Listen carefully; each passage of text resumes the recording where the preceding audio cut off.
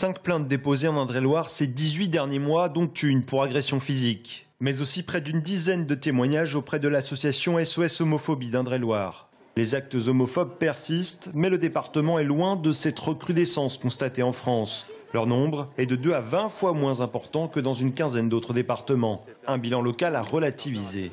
Le centre LGBT de Touraine est un appui, peut accompagner les victimes, les personnes ayant subi des actes homophobes ou transphobes, mais il faut savoir que la plupart des personnes ne passent pas par le centre LGBT, la plupart se taisent, ne vont pas porter plainte et ne font appel à personne.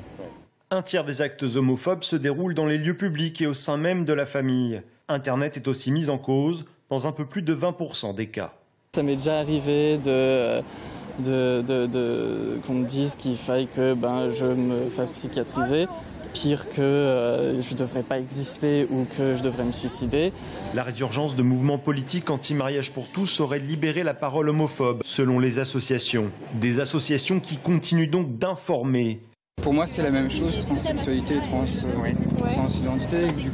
Cet après-midi-là, à Tours, les passants sont plutôt réceptifs.